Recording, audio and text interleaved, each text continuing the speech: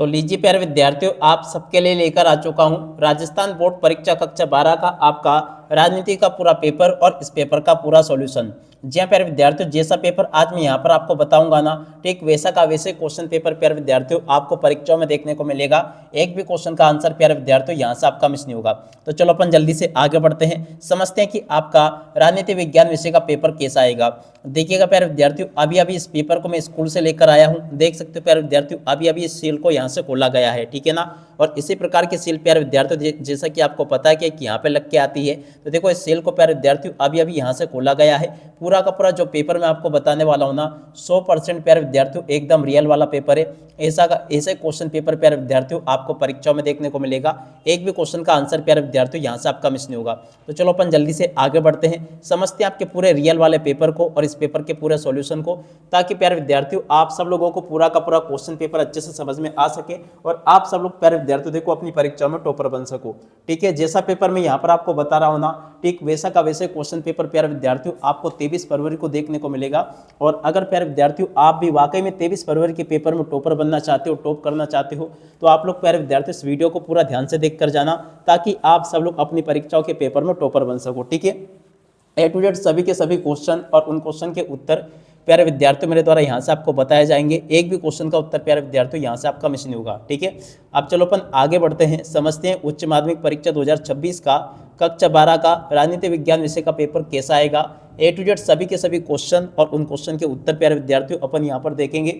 देखो प्यारे विद्यार्थियों, आपका जो पेपर होगा ना उसका क्वेश्चन बुकलेट नंबर ये होगा, आप लोग देख लीजिएगा।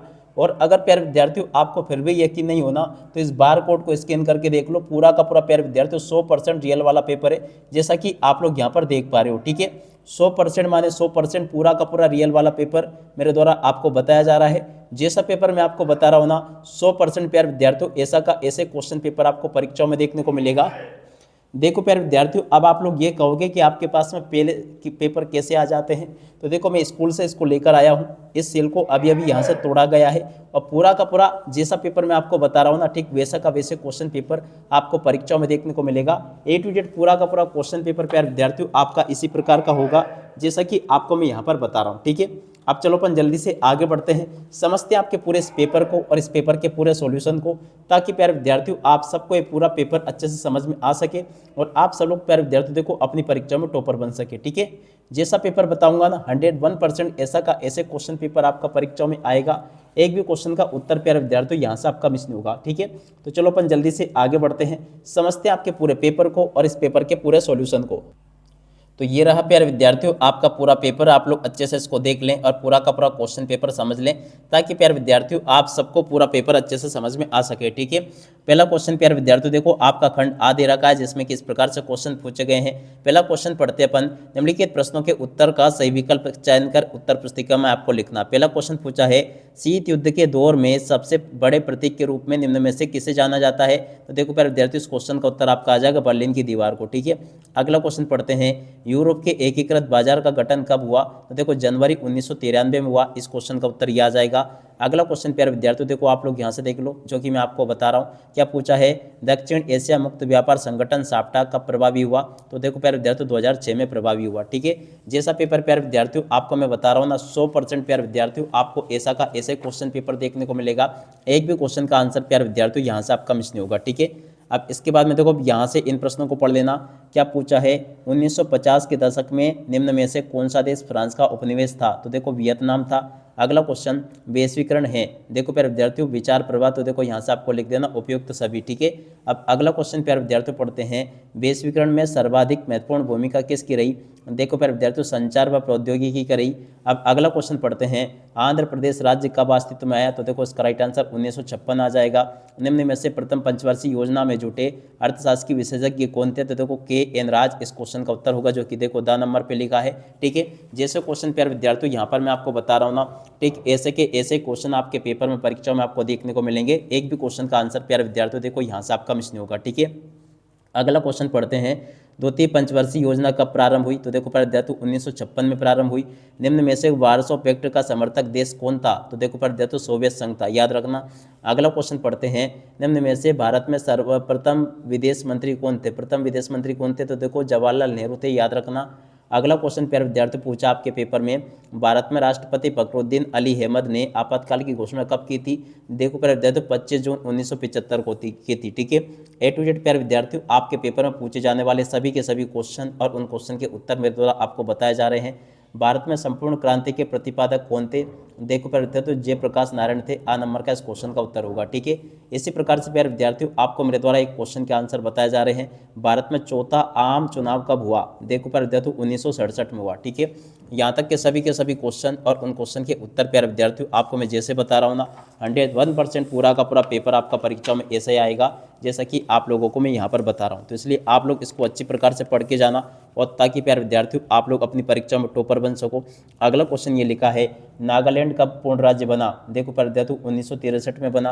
1969 से 1989 से 1985 के मध्य असम में किस देश में घुसपैठियों के विरुद्ध अभियान चलाया गया? तो देखो बांग्लादेश के विरुद्ध चलाया गया। ठीक है, और अब अगला क्वेश्चन, 1989 में बनी राष्ट्रीय मोर्चा सरकार का नेतृत्व किस प्रधानमंत्री ने किया? देखो प्यारे विद्यार्थियों वीपी सिंह ने किया था। ठीक है, अगला क्वेश्चन पढ़ते हैं, वामसेक का गठन कब हुआ था? देखो प्यारे विद्यार्थियों वामसेक का गठन कब हुआ था? 1978 में हुआ था, याद रखना आप लोग। और उसके बाद में देखो प्यारे विद्यार्थियों अगला क्वेश्चन यहाँ से देख लीजिएगा जो कि दे रखा है, रिक्त स्थानों की पूर्ति कीजिए। अब चलो रिक्त स्थानों की पूर्ति आपको कैसे करनी है, चलो मैं आपको एक एक करके बताता हूँ। पहला क्वेश्चन पूछा है, समाजवादी सोवियत गणराज्य 1917 की रूसी क्रांति के बाद अस्तित्व में आया। अगला क्वेश्चन, 1960 में विश्व बैंक की मदद से भारत और पाकिस्तान ने सिंधु जल संधि पर हस्ताक्षर किए।